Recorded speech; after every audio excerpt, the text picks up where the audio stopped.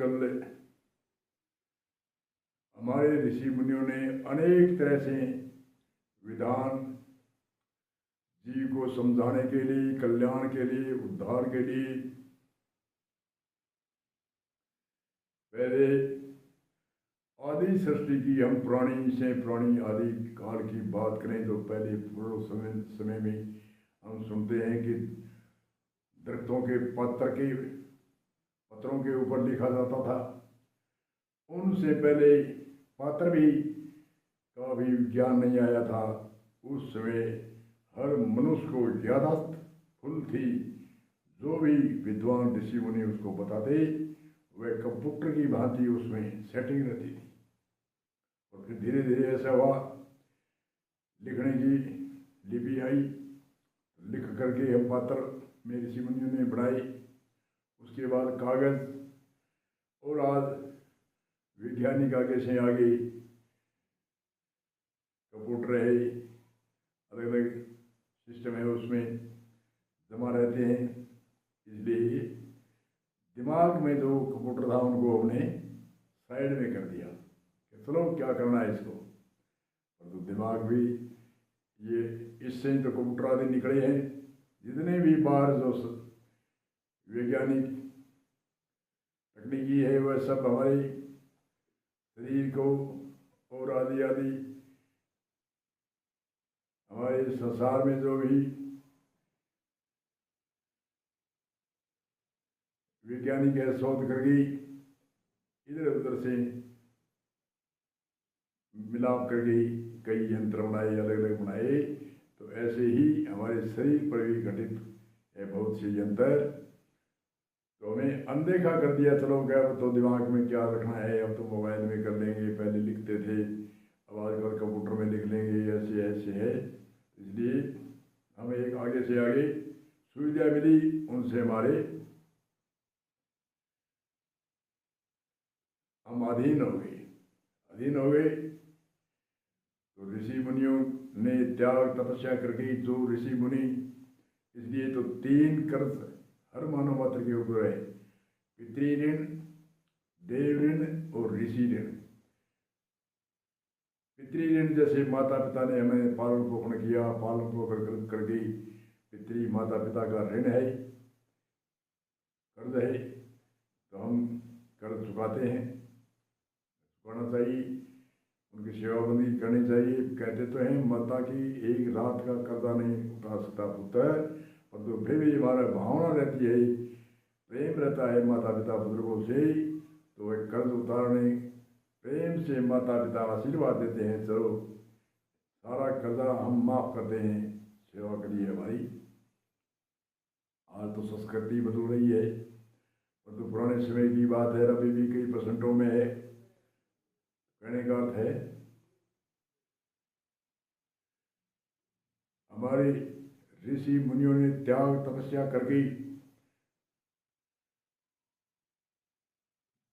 शोध किया कि पितृ ऋण और देव ऋण भी हमारे पर है। देव ऋण जैसे हमारे देव ऋण कैसा है, जैसे देवता कहते हैं, देवता का अर्थ होता है देना, लेना नहीं, देना। जैसे सूर्य प्रकाश देता है, चंद्रमा हमारी शीतलता देता है, जल देवता, इंद्र देवता, पृथ्वी देवता, अग्नि देवता, वायु देवता आदि आदि हमारे शरीर के अंदर भी 33 देवता मुख्य है, और बाहर संसार में सारे लोक में भी 33 मुख्य देवता है। ये देते हैं, लेते कुछ नहीं। सूर्य को गाड़ निकालोगे तो प्रकाश देगा, चंद्रमा को शीतलता, अगर कुछ भी कहो या नहीं कहो, प्रार्थना करो या ना करो, वह देवेगा।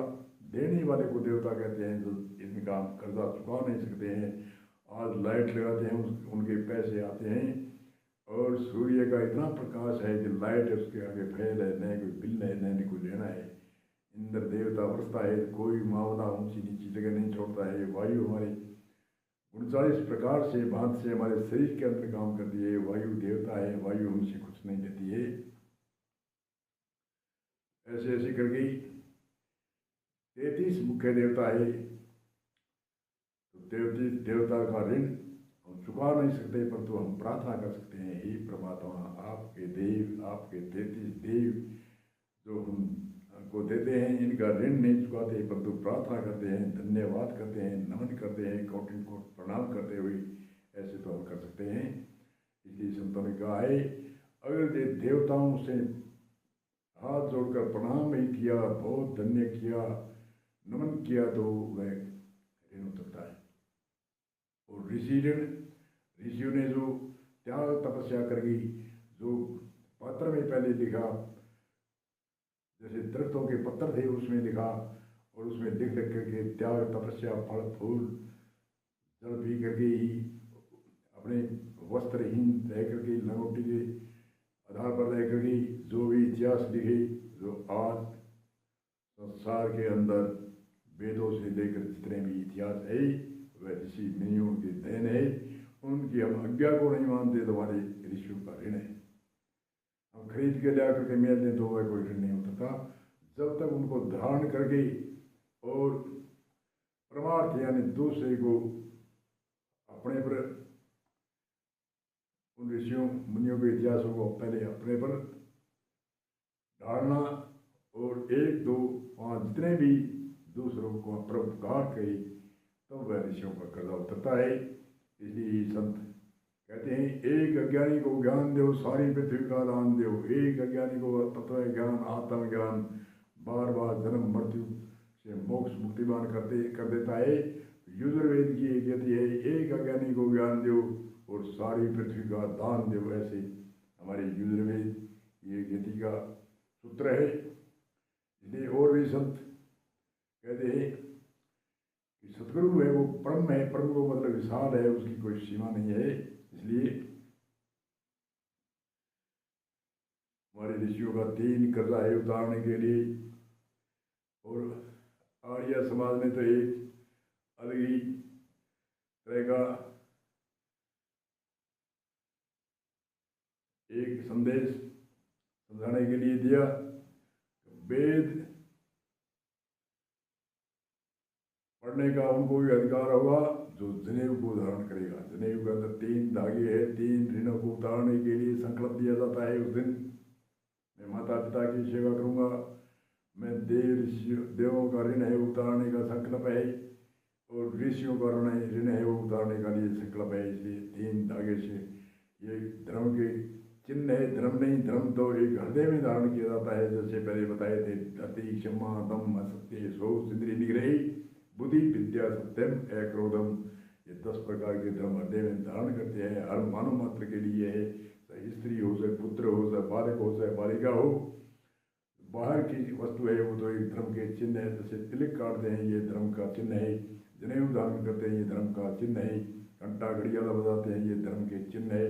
आदि आदि कोई भी कमंडल रखते हैं, ये धर्म के चिन्ह है। वेशभूषा रखते हैं, ये धर्म के चिन्ह है। धर्म तो हृदय में धारण किया जाता है। ये चाहे राजा हो, चाहे प्रजा हो, विद्वान हो। हमारे कई नेतागण कहते हैं धर्म को अलग रखो।